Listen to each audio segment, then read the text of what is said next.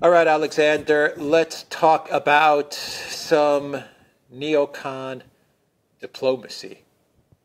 I guess that's the right way to phrase it. So we have an article in Foreign Affairs with the title, "Don't Let Ukraine Join NATO. The cost of expanding the alliance outweigh the benefit." And to go along with this article on Foreign Affairs, we have some of these neocons who are warning the Biden White House about having Ukraine join NATO. These neocons are actually engaging with Russian diplomats to try and find a settlement to the crisis in Ukraine. Is that right? Am I in an alternate universe or something? What is going on here? No, you're not in an alternate universe. You're absolutely correct. That is exactly what is happening. We're starting to see a split because between the, if I can put it like that, the more militant neocon hardliners, Blinken, Nuland, those sort of people, if you like, the more fundamentalist ones, and people who have been neocons all of their political careers, but are now starting to get cold feet, are starting to get really, really worried about the direction that events are taking, and are trying to find a way out. So the group that we're talking about is centred on the Council for Foreign Relations. Now, this is the single most prestigious foreign policy think tank, if that's the right word, group of people. It's sort of semi-official. It brings all sorts of people, ex-diplomats, ex-top officials together in Washington. It has been headed for many, many years by its president, a man called Richard Haass, who is now stepping down, and it holds huge sway over the way in which foreign policy is conducted in the United States. And it's important to stress, when we're talking about the conduct of foreign policy in the United States, that at least since the early 1990s, at least since the end of the Cold War, and arguably even to a certain extent before that, even to some extent during the period of the Reagan, George W. Bush administration, the people who we today call the neocons were increasingly gaining traction and control of US foreign policy. And after the Cold War, they secured total control of US foreign policy and became, in effect, the US foreign policy establishment. They run the State Department, they run the CIA, they have great influence in the Department of Defense, and of course they also are very heavily entrenched in the bureaucracy, such as it is, of the National Security Council, which technically works for the White House. So they are the foreign policy establishment. Now, they have started to get worried, and we saw the first glimmers of that with that report by the Rand Corporation, which we discussed way back in January. They're starting to say that the United States doesn't gain anything from a prolonged war in Ukraine, and that there is no mechanism for Ukraine to win, and that the United States risks getting drawn into some sort of a debacle. And it's now clear that these people who have their contacts in the military and in the intelligence community, the more realistic people there, have never really believed in the prospects of this Ukrainian offensive. And whilst Sergei Lavrov, no less, was in New York in April to attend a United Nations General Assembly session, they apparently contacted him and arranged a meeting with him. This was a meeting in which Richard Haass was directly involved, and other top US diplomats, I should stress retired US diplomats, were also directly involved. And they met with Lavrov, and obviously they did so without the formal permission, or rather the formal direction of the Biden administration. But these are people who are able to meet with Lavrov. They've clearly bypassed Biden himself. And I really want to, we'll come back to that. They bypassed Biden. They informed the US government of what they were doing.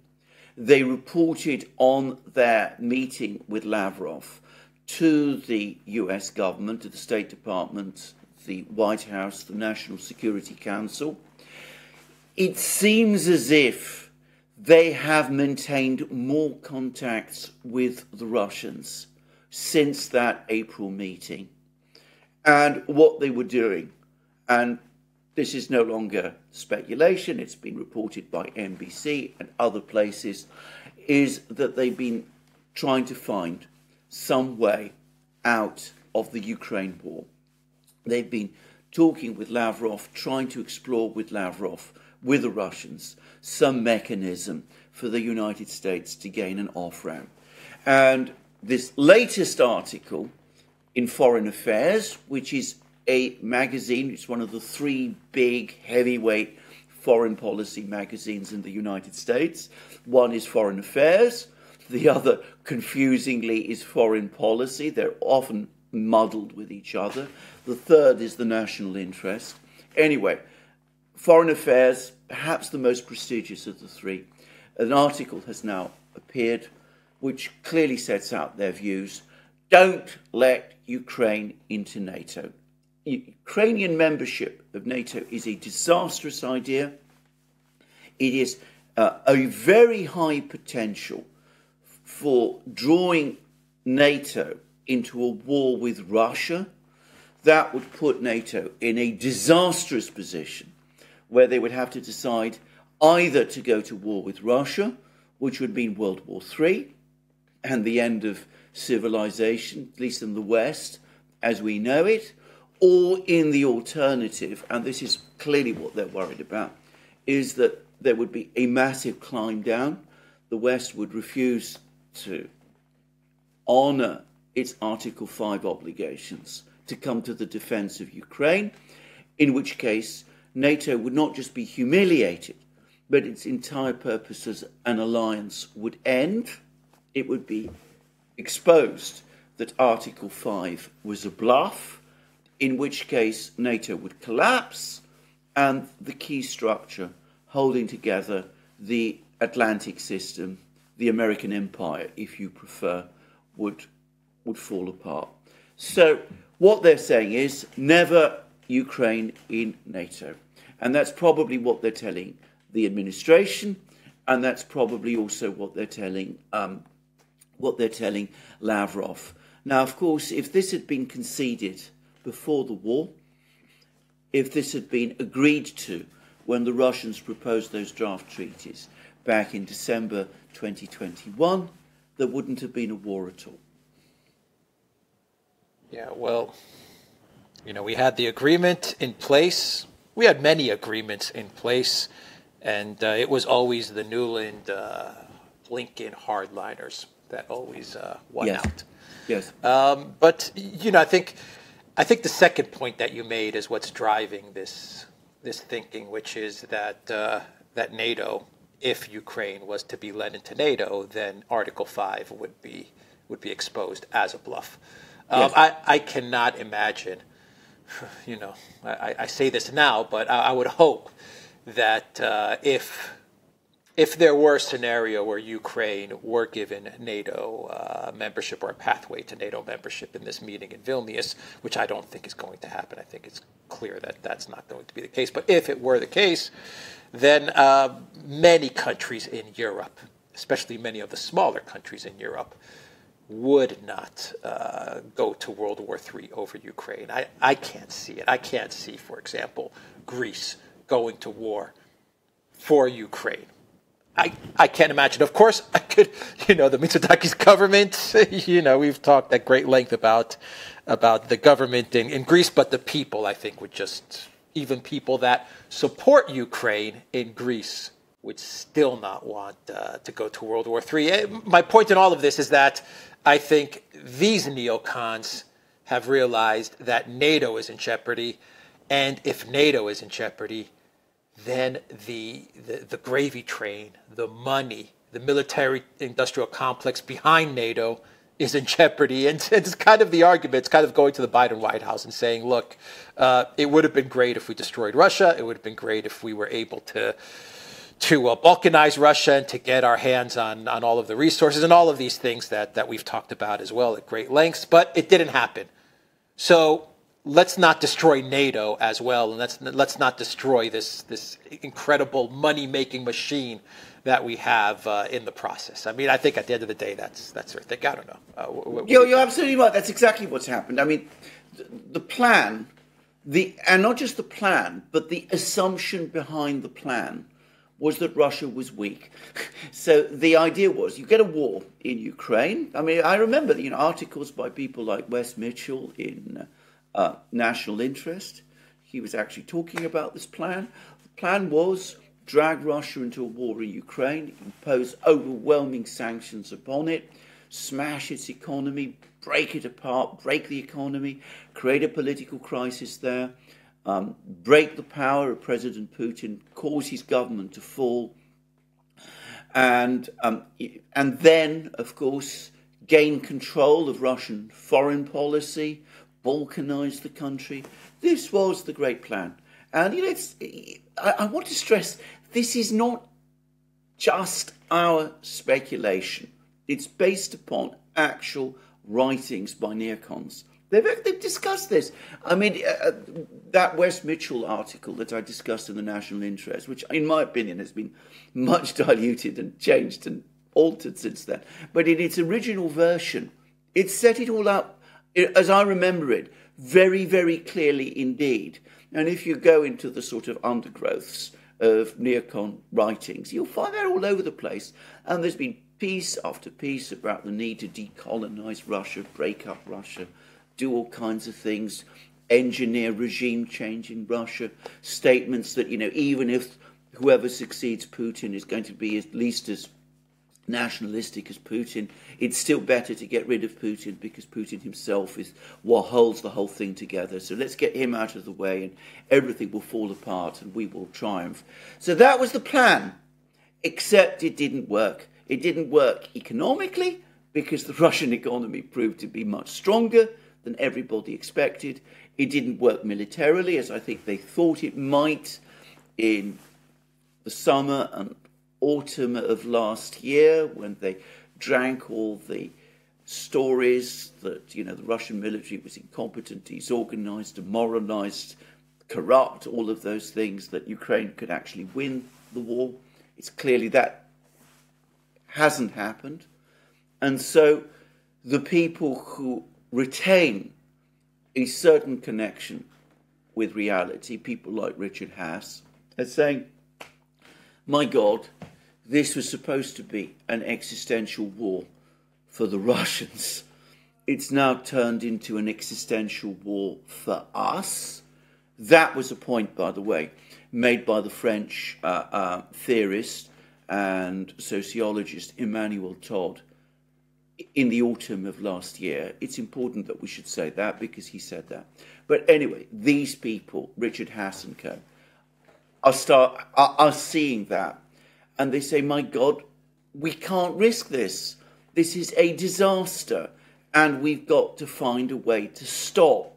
It hasn't worked. So let's not press on with this and go on pressing what is increasingly looking like a self-destruct button. Problem they have is they think like this. I don't think the president himself does. I don't think Biden does. I mean, the comments from the Biden administration, now that news of these meetings has leaked, and it's interesting to find out who it was who's leaked the news about these meetings. Anyway, the comments of the Biden administration have been extremely negative. They've been saying, this has nothing to do with us. We're not in any way involved. Our policy remains nothing about Ukraine without Ukraine, which, to be honest, is a disastrous policy, a disastrous approach to take.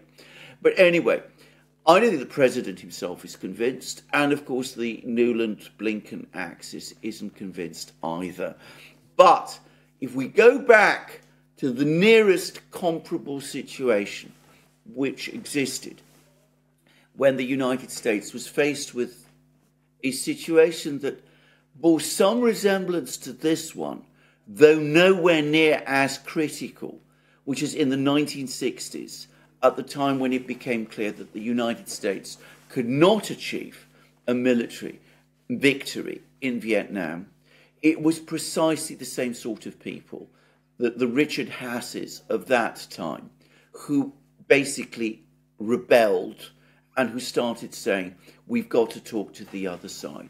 And it's important to understand that it was the rebellion of those people, the sort of foreign policy, the uber establishment, if you like, and the high-ranking people in the military, particularly the people in charge of the US's strategic forces, as well as large parts of the US's military-industrial complex, its business community, its big law people. It was when those people started to rebel, much more than when the students protested and all that caused foreign policy in the United States after a certain time to start to shift. So we're starting to see that pattern reassert itself. Yeah, the problem with that is the president and the team around him. I mean, you have a president and a team that is emotionally invested in Ukraine. I don't think during the time of Vietnam you had a team that was in the White House that was emotionally connected to Ukraine. And once again, we don't have to get back into Burisma and Hunter Biden, Newland, and all of these people and the history that they have with Ukraine. But it's crystal clear to me that they are extremely sensitive and emotionally connected to Project Ukraine in a way that is clouding their judgment, if you want to say that they have judgment, but it's clouding their judgment, and it's putting NATO and the United States at risk, but they don't seem to care because they're driven by this visceral hate for Russia and this emotional connection to this project that they've been involved in for many decades. And this is what I see as the big problem. How do you get past this? Well, how do you get past this visceral hate for Russia and this emotional connection to use Ukraine to destroy Russia? I mean, I don't think you had these dynamics playing out in Vietnam. No, you don't. You had the opposite dynamic. Maybe I'm wrong. You had the absolute opposite dynamic. Now, Lyndon Johnson, who was the president at that time, who was straightforward to say this, an immensely capable and very clever man, very, very different from Joe Biden. I mean, he was deeply corrupt, but that's another story. But he was still a clever man, and he was still extremely capable. He became politically invested in Vietnam, but he was never emotionally invested in it. On the contrary, about the Vietnam War, he had been a consistent skeptic. He had been pushed into it by the hardliners within the National Security Council and the Pentagon, very much against his better judgment. And we now know that because we have lots of information about the way in which policy was decided in the 1960s. So he was not... And by the way, the other thing to say about Lyndon Johnson is that he did not have the visceral animosity towards either the Vietnamese, obviously, or the Russians at that time, or the Chinese. I mean, he wasn't that type of man. Biden, unfortunately, is. Nonetheless, and this is perhaps the thing to bear in mind about what happened in the 60s, because Johnson himself was so politically invested in Vietnam, when he did eventually announce that there would be negotiations in Paris to try to find some kind of an end to this conflict, I mean, he understood that his political position had collapsed, and he resigned, or rather he didn't resign, he said that he would not stand for re-election. Up to that point, it looked as if he was going to stand for re-election. And effectively, he was manoeuvred out of the presidency because despite his doubts, despite his skepticism, despite the fact that he still had considerable traction within American society, it came to be understood within the political establishment and the deep state of that period that they needed to find a way to end the war. It came to be understood that he was nonetheless a kind of roadblock. Now, I don't think Joe is as compliant to quitting the scene as Lyndon Johnson was. Lyndon Johnson, as I said, was an extremely experienced and clever political leader. He understood that he'd reached checkmate position, basically. So I think Biden is different in that respect. Of course, as you correctly say, he's also viscerally committed to this conflict. And he's surrounded by other people who are viscerally committed with him. You see that, he's still escalating. He's now going to authorise the supply. Well, he has authorised the supply of cluster munitions. So, he's not someone who's going to simply back away. So this is the problem. This is the problem that, the Richard Hasses and people like that have. Until they come out openly, which is very difficult to do in the American system, but unless and until they come out openly and say straightforwardly to the American people, the president is the problem, it's going to be very, very difficult for the United States to change course. Well, the Democrats are never going to do that, but the one thing that they can do is that they can try to maneuver Biden out of the White House. Yes. And you could make an argument that the DNC and the Democrat Party is trying to do that. Maybe there are some forces in the party. Actually, we know that there are forces in the party that do not want Biden to run in 2024. Yes. We know that. That's not a secret. Yes. But there are forces in the party, including Biden and his family, that absolutely want to run in 2024.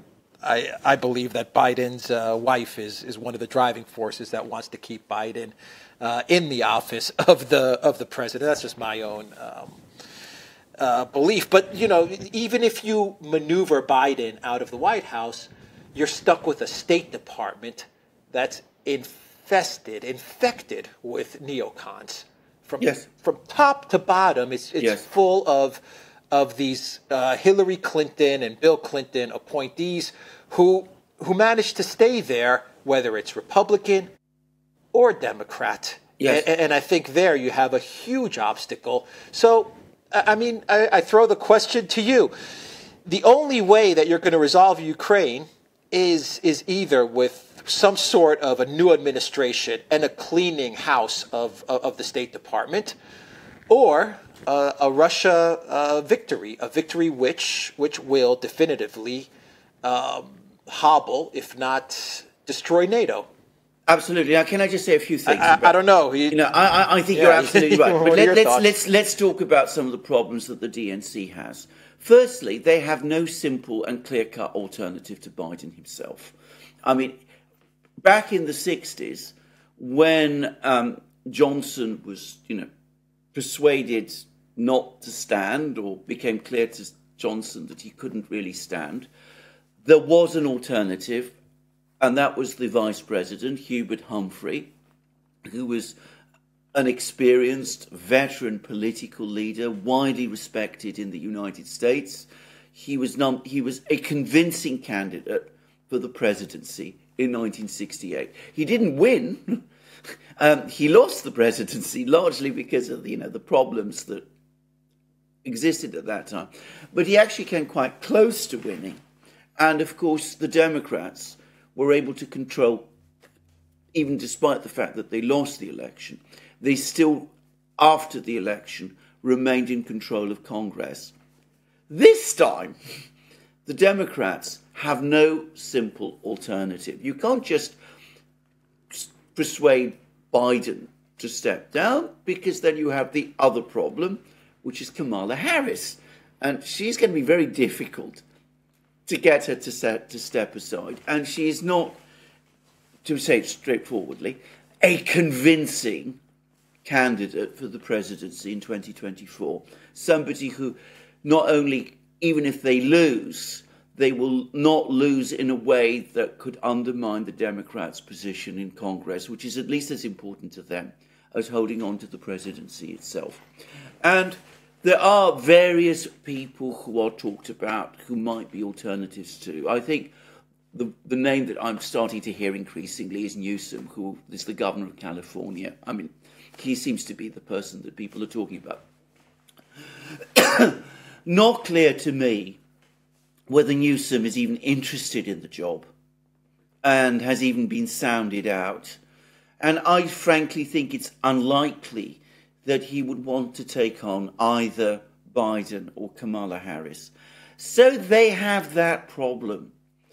The second is, and you absolutely put your finger on the key problem, there is a big difference between the hawks, as they were called, of the 1960s and the neocons today.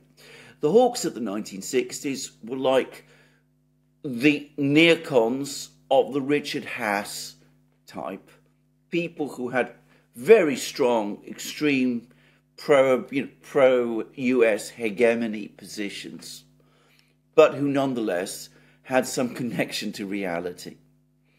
Today's hawks, today's neocons, the ones that, as you rightly say, have infested the State Department and entrenched themselves inside the State Department and the National Security Council and the US intelligence community, are a far more ideological, far more deeply embedded group of people.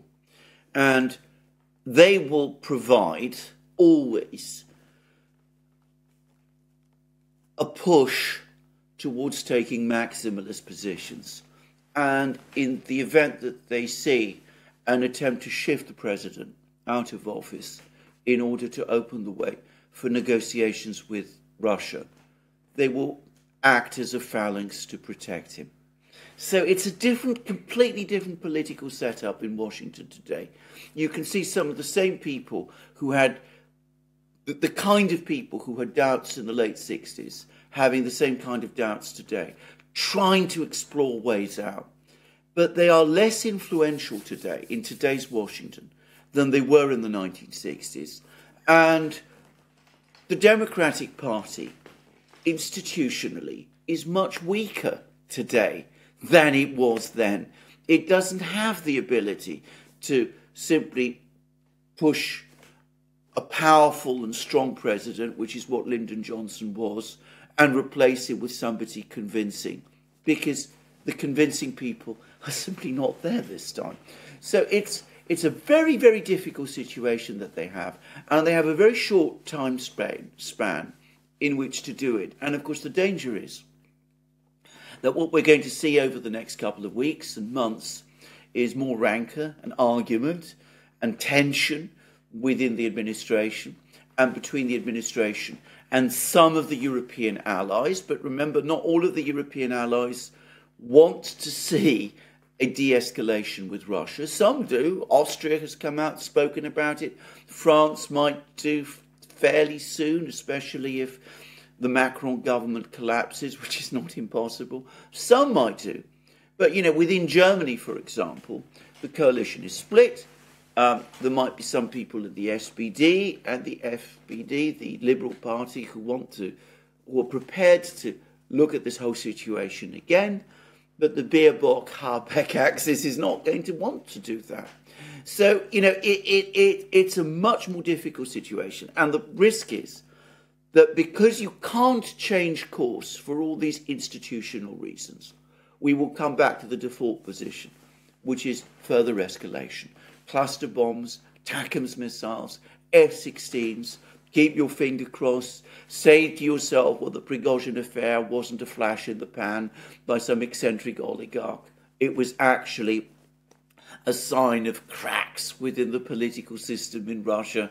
Prigozhin his business jet is flying between Minsk and St. Petersburg, so that means that he's up to something. You know, you have all these people talking like this, and instead of finding a solution or looking for a real solution, things will continue to drift, and we see more escalation, more conflict instead, and all sorts of dangerous ideas like sending troops in from Poland or extending guarantees to Ukraine, which amount to NATO membership, but fall short of it in some way, but which might potentially commit the United States. We could start to see things like that happen. And then, of course, the other side is the Russians, because the Russians, from every indication that I can see, have had it. Well, their patience in terms of diplomacy is now effectively exhausted. And one wonders whether they would settle for any terms that even people like Richard Haas and Thomas Graham and people like that might, balk at. I mean, they might insist, well, we've got to have the 4 regions. We've got to have also Russian troops in Odessa, even if Odessa remains under Ukrainian sovereign control, but we've got to have Russian troops there to protect the local Russian people. We have to have major changes in the government in Kiev. We have to revisit the December 2021 treaties, all of those kind of things. And that might be very, very difficult even for the relative realists to accept. So, at the moment, it's interesting, and it tells us a lot about the state of the war that these soundings are being made. And notice that the initiative has come from the American side, not the Russian. It's not the Russians who are going out asking for the Americans for negotiations. It's the Americans who are coming to the Russians instead. So it's interesting that it's happening. It tells us something about the state of the war. It tells us that there are people in Washington who are becoming increasingly worried that Ukraine is going to lose. But it doesn't mean that we're going to have a negotiated compromise in the end. I think we're probably as far from that as ever. No, and I mean, to wrap the video, if you're Russia, you've managed to sustain the big attack, which was the economic attack. The minute Russia was able to repel the economic war that was waged against it, they effectively won this conflict. Yes. Because their economy now is stable, it's on track to grow. Yeah. It's removed itself from the collective West architecture. It has a whole bunch of partners, China, BRICS, the SCO. So they've got that squared away. Now they can just kind of sit, I don't want to say sit back, but they can focus on grinding down the Ukraine military without making any big moves. Yes. And they can allow NATO and the collective West to destroy themselves. Yes. So when in a year's time or in a year and a half, the Germans, the German government, whatever government's in place, they can say, it's Russia's fault that we've been deindustrialized. But no, you did it to yourself. The United States can say it's Russia's fault that we're in a recession and our military is much weaker. No, you did it to yourself. And you can carry that thinking across every country in the collective West. It wasn't Russia that actually did anything to you. Your visceral hate and your obsession with this conflict in Ukraine and the constant escalation did it to you. You did it to yourselves, and I think that's the strategy that Russia can now implement because they've got their economy is covered. They have their allies that have their back.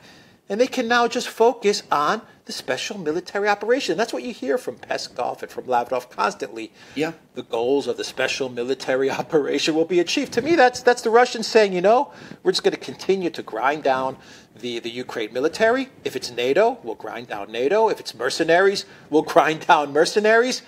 But we're not in need to make any big moves. It's you guys that have to make the big moves. We don't need to make the big moves. And the cluster munitions, problem, yes, but we'll deal with it. F-16's problem, yes, but we'll deal with it.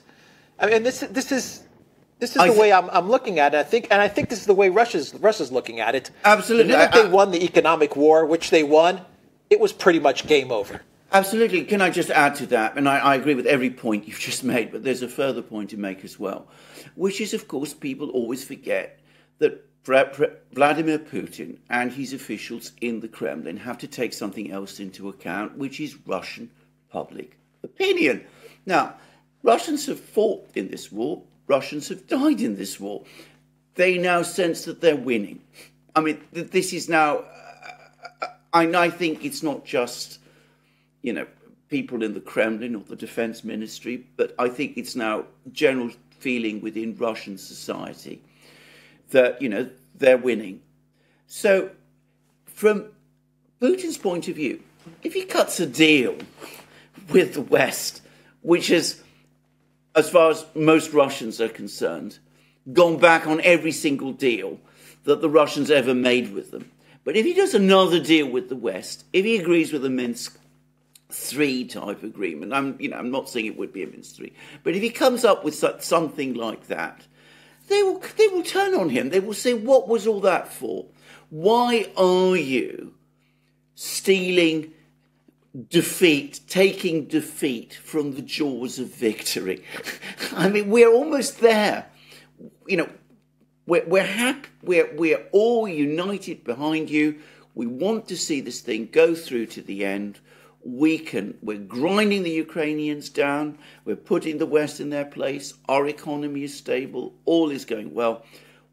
Why should we accept less when, in fact, we are in a position to dictate terms and end this problem that we've had on our Western borders once and for all? And that is an attitude, a sentiment that Putin himself simply cannot afford to ignore. It's a fact which people, again, just never grasp this. And it does exist. If you spend any time at all reading Russian websites or, Russian newspapers, you will find it there. It's there all the time. Now, Westerners may assume that Putin is this all-powerful autocrat and dictator who can just decide whatever he wants and come to peace. And, everybody clicks their heels in Russia and salutes and says, we agree with you, Mr. President, because we got no choice. But that isn't the reality in Russia today. And it hasn't been, certainly since the Cold War. I don't think it's ever been that way, actually. But, I'm not going to discuss that now. But that is the reality today. Putin cannot afford to come back to the Russian people and say, look, all of those people died, thousands of them. We don't know how many, far fewer than Ukrainians, but thousands of Russians have died fighting this war. You can't afford to go back and say to them, well, look, we did all of this, and it was in order to get some kind of agreement which the West, on past experience, is most unlikely to honour in the future. So that is another impulse. That is another reason why the Russians would want to press on. We've said this for a while now. The best way for the collective West, the European Union and the US, to get some sort of chance at regime change, or at least knock down Putin's polling numbers, is to beg him for a negotiated settlement, to beg him for a ceasefire. It sounds crazy to say it, but if they really want to damage Putin's approval rating, they should be calling him up 24 hours, 7 days a week, begging him for a ceasefire. Yes, Yes. Well, of course, to some extent they are. I mean, we understand that Scholz is trying to call him, and Putin isn't answering his calls and things of this kind. And the Russians have made statements, made very clear-cut statements, that as far as they're concerned, all of the objectives set out in the special military operation announced by Putin in February must be fulfilled in full. So, yeah, what the West has to do, because I mean, it's got, if it's for its own sake, it's got to tell the Russians, look, we're prepared to go back, revisit those two draft treaties that you proposed back in December 2021, and basically accept a demilitarized, neutral Ukraine, with, you know, all of the people, all of that noxious ideology eliminated and the change of government there. And also, we also accept de facto, if not de jure, that the 4 regions, and perhaps more of Ukraine than that, are now part of Russia. So that they have to do that. And that's what I said. I think that that might be very difficult for Richard Haass and company to accept, even if they understand that they've got to end the war. But politically speaking, it's very difficult now to see how Putin can settle for anything less. I don't even know if he would settle for that now. Well, that's another question. And, you know, even if he did settle for something like that, I think he could just about put it through. But there would still be a lot of people in Russia who would feel very angry.